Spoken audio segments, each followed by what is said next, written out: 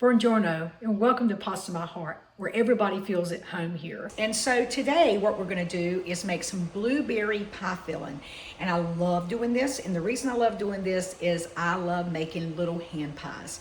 And we'll have that on another video. But right now we're going to get these processed to make some great blueberry pie filling.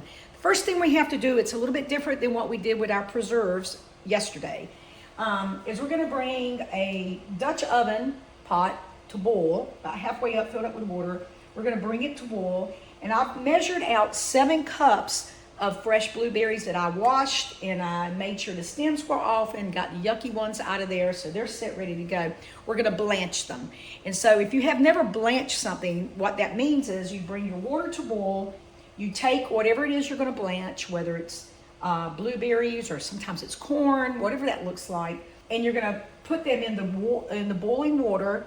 You're going to time it for 1 minute, and then we're going to get them out of there. Now for this particular recipe, we're going to put them back in our stainless steel bowl, and I'm going to cover them up so that the blueberries stay warm, because we're doubling this recipe and we're going to do 2 batches. So I'm going to need my Dutch oven pot again to do the second one.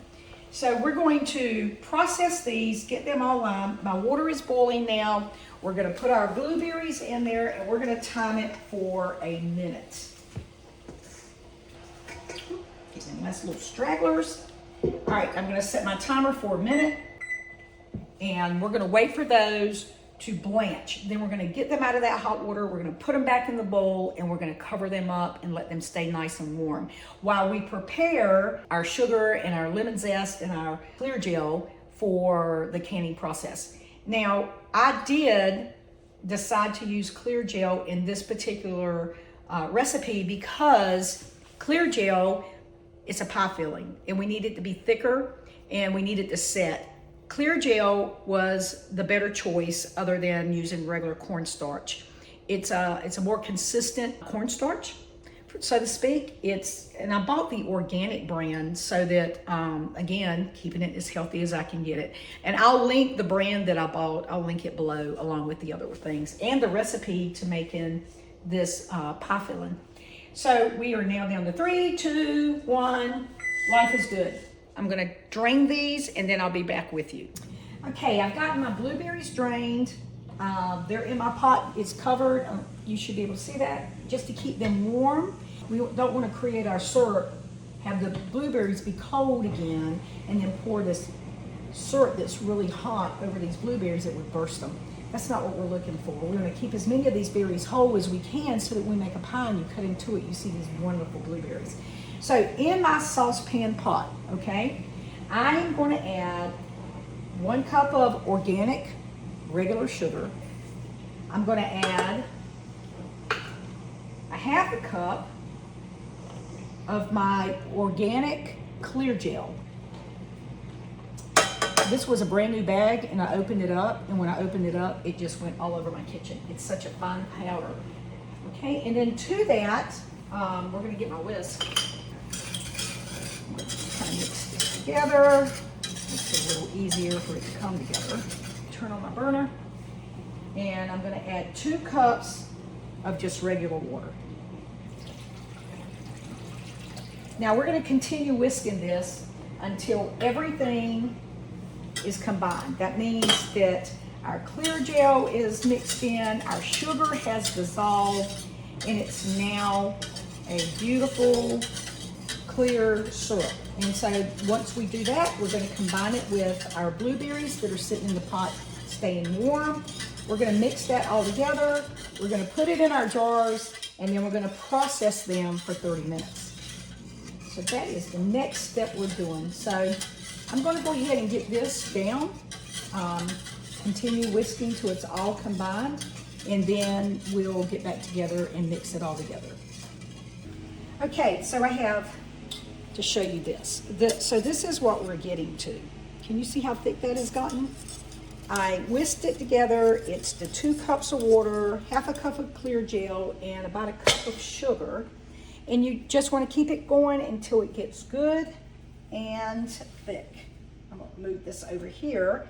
So the next part of what we're going to do is we're going to zest, and I'm going to keep stirring this some, but we're going to zest 2 lemons. into our mixture.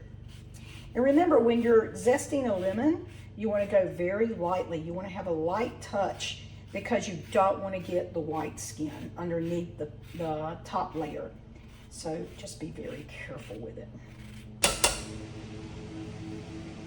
Now to this, I'm going to add 2 tablespoons of lemon juice.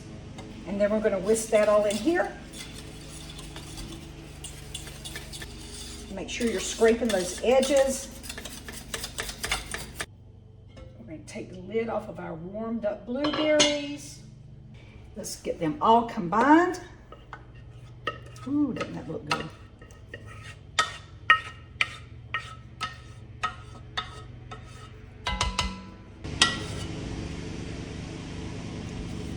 Let's get this stirred in. Careful and gently so that you don't burst all these blueberries. But you want to get it mixed in here really good so everything is evenly distributed.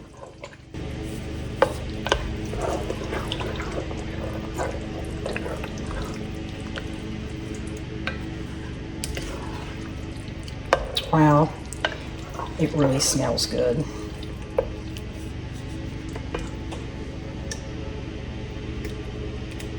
So I've cleaned and sterilized my 4 jars. They're ready to go. We're going to ladle this into 4 pints. If you use the 7-cup recipe and you don't double it, you should be able to get 3 to 4 pints, it said. So that's what we're going to do. So we're ladling in. Now, as you ladle this in, you want to leave about an inch, inch and a half of head space in the top of your jars. So when I fill my jars, I always fill them up to about where the curve starts. And that gives plenty of head space in case it bubbles over, but enough head space where it seals good. You don't want to go above that because, like I said, you don't want it bubbling. That's got a little too much. So I'm going to take some of this one out. Now my jars are warm because you never want to put something warm into a cold jar. There you go, that looks better. There.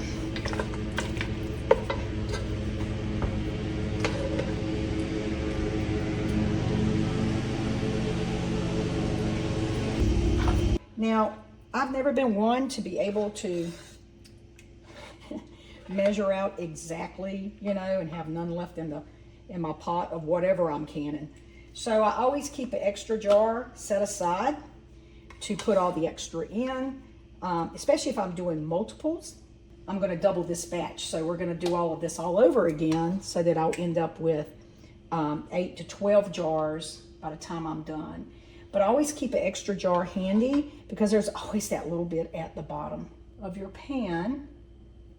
Okay, so now I'm going to get my chopstick because we want to try to remove all the air bubbles that are in our jars because you don't want to have air bubbles in there. You want to make it as smooth as you can. Let's get that one in there. I'm going to set this right here. All right, so how do we do this? I'm going to take my chopstick and I'm just going to stick it in here and I'm going to stir a little bit. I'm going to poke, I'm going to prod just to kind of settle down any bubbles that might be into it, help my jars to settle, and that way everything is good and ready to put into our water bath canner.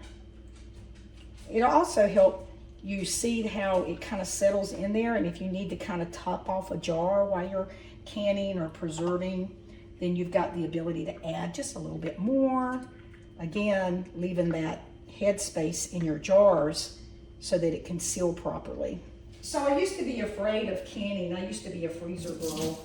Like everything I did, I just put into wonderful freezer bags. You know, I prepared, I washed, I did all that. And then I put everything into freezer bags and I just, you know, kept everything in the freezer until I needed it. The problem with that is, you know, I couldn't preserve everything that I was growing and I couldn't preserve everything that I wanted to preserve. Like, you can't really make jellies and jams. Well, I guess you could, and put them in a freezer bag, you know. I decided, especially when we were all kind of shut in during COVID, that I would make the transition from freezer bags to water bath canning. Water bath seems safe. And I thought that if you could water bath everything, then that was the safe route to go. So I got a water bath canner, and I put up, by canning everything out of my garden, I put up that first. And I loved it. I got hooked. So now I didn't want anything in my freezer. I wanted to can everything. I was having such a blast. I was making sauces, relishes, I mean, you name it, preserves, jams, jellies, pie fillings, you name it, I put it up, and I loved it. Well, then lo and behold, the next year, I have a dear friend of mine. We've been friends, good grief, probably 35 years. We kind of did Army life together as spouses, and so we just remained really close. But anyway, she pressure cans, and she pressure cans a lot. And so she convinced me to try pressure canning. So I did. I was really nervous. All I could picture was this pressure canner exploding in my kitchen and harming me or whoever was in the kitchen, and my stuff going everywhere. But it was safe. And as long as you follow instructions, which for me, especially with canning, you have to do. Don't take shortcuts. Use, nice clean lids. Make sure everything is, good to go. I fell in love now with pressure canning. And so that opened a whole another door for me, because I wasn't ever able to put up other things that said, oh, this is a low acidic recipe, and so you have to pressure can it. And so I would avoid those originally. But now that I'm pressure canning and water bath canning, I'm excited to be in here doing this, making things for my family, making sure that they've got things that they need to. I mean, right now, my husband and I, Jay, we're the empty nesters. All our kids are grown. We have beautiful grandchildren, and all our kids live all over the United States. So we have to travel to visit. But the bottom line is I bring when I travel and visit. I love making things and taking it to them, or when I get there, cooking with my grandchildren, doing things. All right, so I use vinegar, and I wipe the top of my jar, I wipe my lids, I wipe my rings, all off with a paper towel with some vinegar on it, just to make sure everything is clean. So these 4 are ready to go into our canner. This is my little water bath canner. We're going to place these in here. And what we want to do now is, once we get them in there, we're going to put the lid on it. We're going to bring the water to a boil. Once it starts boiling rapidly, we will then let these sit in our canner for 30 minutes while they seal. And once that is done, we'll take them out, we'll put them on the counter, and listen for that glorious pop of your lid sealing. Okay, so our water has to cover the top of your jar. So I'm just going to add some warm water to make sure our jars get covered completely. I'm going to turn my front burner on high, put the lid on my canner, and once it comes up to a boil, you'll see it because all the steam will be coming out, set your timer for 30 minutes, and we're going to let this happen, and then we're going to come back and get them on the counter and look how beautiful our jars are, and call it a day. Well, we've completed both recipes, and I thought you'd like to see the finished product. This is our lemon blueberry preserves that we put up earlier. Isn't that gorgeous? And these are the blueberry pie filling that we put up. And I don't know if you can see all the berries in there. Later on this week, we'll be making hand pies using our pie filling. I can't wait to share that with you. Thank you for joining me. Y'all have a blessed day, and I'll see you in the next video.